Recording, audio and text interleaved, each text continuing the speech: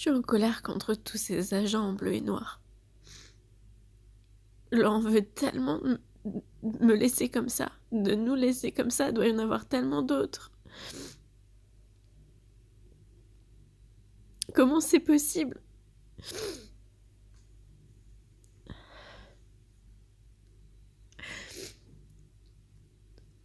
C'est plus des êtres humains qui sont enfermés, c'est ça. C'est plus des personnes dignes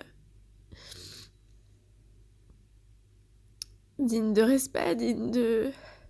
On n'imagine pas qu'il y ait des personnes qui puissent les aimer au dehors, quoi. Qui puissent s'inquiéter, qui puissent vouloir juste avoir des nouvelles. On n'imagine pas ça, c'est ça en fait.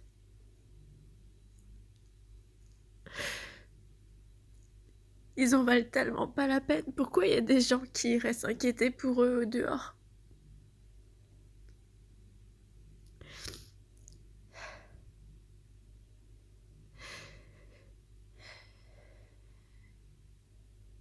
C'est pas la peine de prendre du temps pour tenir au courant les proches. D'essayer de faire le nécessaire pour que la communication soit de nouveau possible. Ça vaut pas le coup pour ces gens-là. De toute façon, ils recommenceront tous.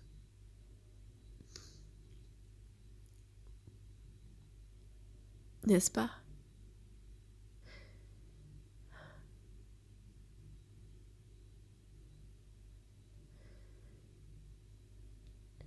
J'ai de la colère. Et de la tristesse en même temps.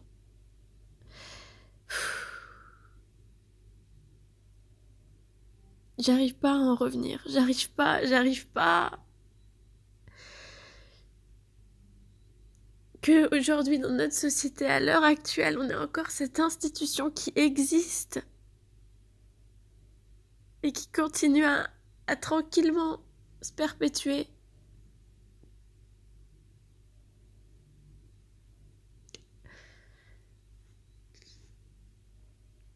Elle est tout juste bonne à enfermer. Elle apporte les murs, le cadre, les protocoles. Mais le reste,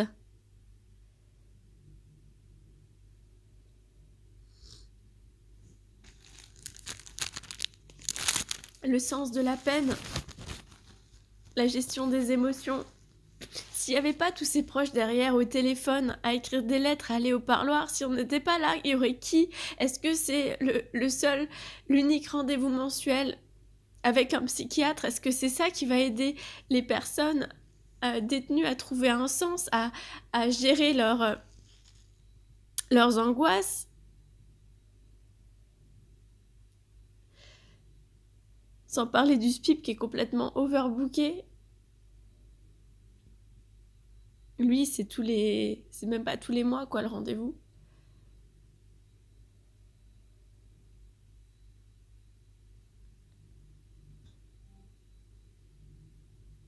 J'arrive pas à imaginer qu'on pense qu'un truc comme ça puisse...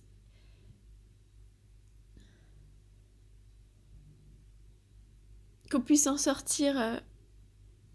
qu'on puisse penser qu'on en ressorte meilleur. Mais c'est tout ce qu'il y a autour qui potentiellement rend les gens meilleurs. C'est tout ce qui manque. C'est tout ce que les détenus qui ont des proches, qui ont cette chance d'en avoir. Là, il y a moyen. Il y a du potentiel, il y a de l'espoir, mais quand t'as rien autour et quand t'es déjà une personne fragilisée, tu peux espérer quoi de la prison? Sinon ressortir avec une révolte encore plus forte contre la société. Qu'est-ce qu'on peut espérer, franchement?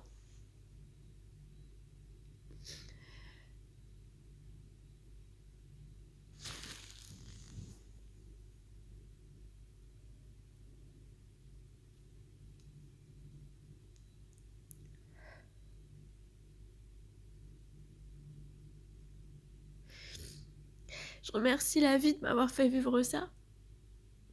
De m'avoir amené jusque-là, je sais pas, j'y serais jamais... Si je m'y étais pas amenée, j'y serais jamais J'aurais jamais mis les pieds, pas...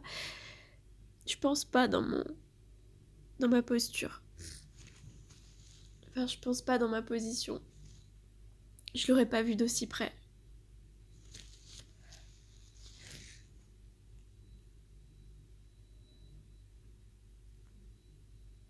Là, je sens son poids sur mes épaules, sur tout mon corps, tous les jours. Et j'y suis pas dedans, pourtant. Je suis dehors. Moi, je suis libre, normalement.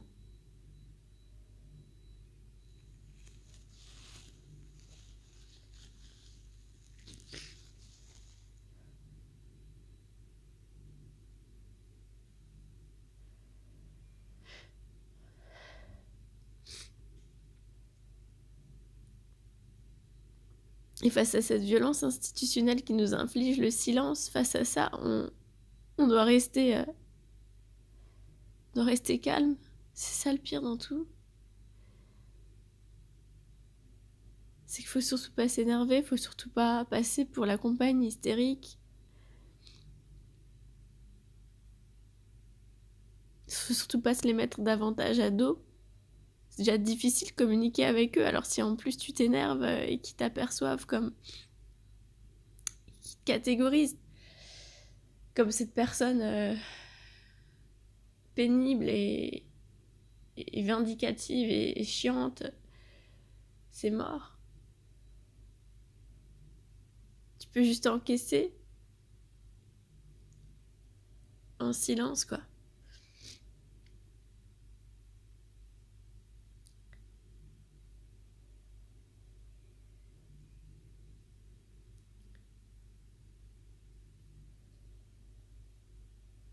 Je sais pas si l'institution pénitentiaire est au courant d'à quel point elle fait des victimes autour d'elle, et bien au-delà des seuls détenus. Hein. Parce qu'il y a leur souffrance à eux. Il y a toutes les violences qu'ils subissent en détention, qui s'auto-infligent par ailleurs aussi. Mais au dehors, les proches,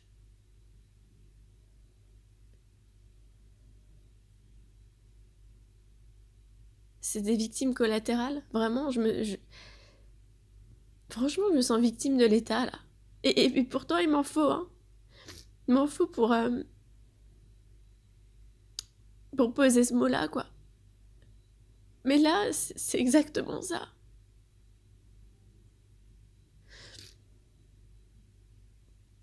Je me sens victime de la machine institutionnelle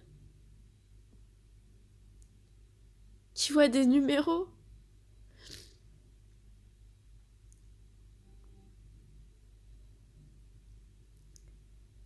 Elle met des numéros partout, elle oublie qu'il y a des gens derrière.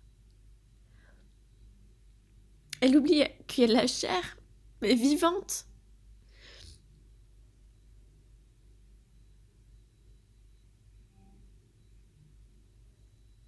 Moi, je voudrais leur cracher ma colère à la figure. Même ça, on peut pas. Ils ferment les portes. Ils tournent le dos. J'ai déjà vu quelques trucs. J'ai déjà vu 2-3 trucs qui m'ont complètement... Je me suis dit, voilà comment... C'est ça la réaction.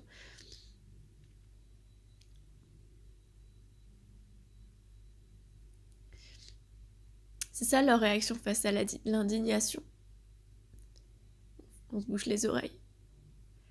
Cette indifférence, c'est une deuxième claque.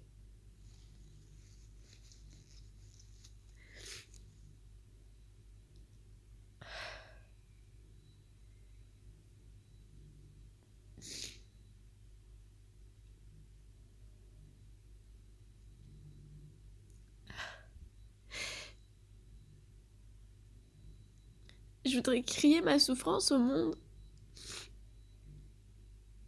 Je suis persuadée que je suis pas seule. Mais pourquoi on se regroupe pas? Pourquoi j'ai l'impression qu'il n'y a plus de collectif?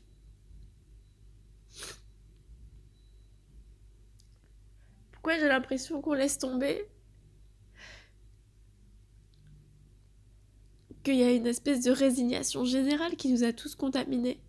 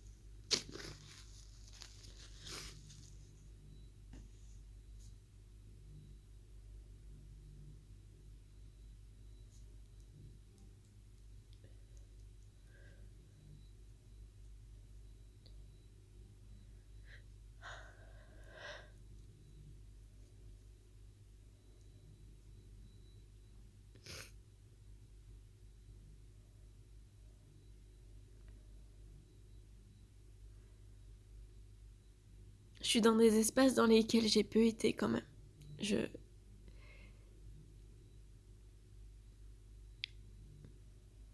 Cette colère-là, je l'ai pas souvent sentie chez moi.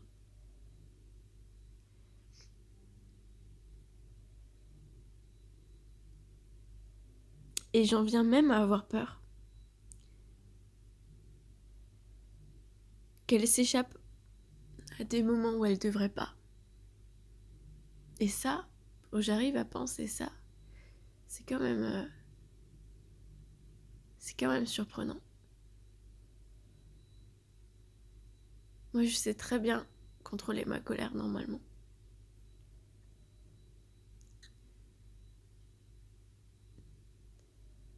Et puis c'est pas... De toute façon, c'est pas une émotion très, très dominante chez moi.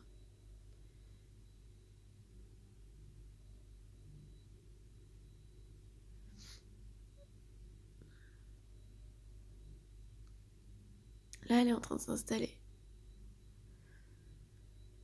Bah, c'est l'occasion pour moi de la rencontrer. Je fais connaissance.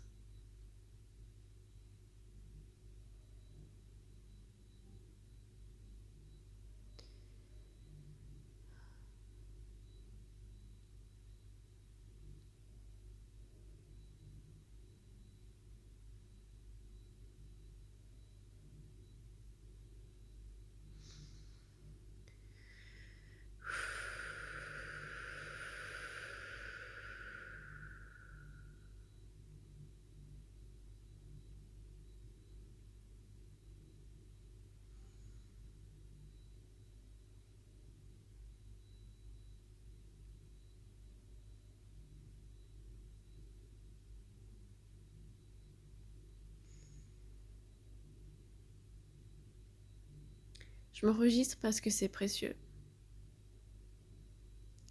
J'estime que c'est des morceaux d'existence qu'il faut pas taire. Faut surtout pas les taire. Je sais pas ce que ça va donner, je sais pas comment... Je sais pas à quoi ils vont me servir en fait. J'essaie juste d'exorciser là. Avec la pensée que peut-être je pourrais transformer ça en quelque chose, mais je sais pas en quoi encore. Franchement, je crois que Ouais, je voudrais le publier, je voudrais que ça s'entende. Et en même temps, je me dis, mais qui ça intéresse, putain? Qui? On s'en fout de la prison. Qui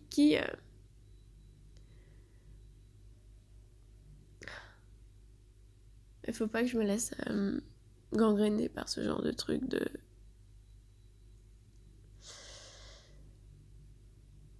penser que ça sert à rien, ça sert toujours déjà à moi-même. Et ça, c'est primordial. Alors, si je sens que ce truc-là doit apparaître quelque part, publiquement, je voudrais avoir le courage de le faire. Je voudrais avoir le courage de le faire apparaître. Ou plutôt exister.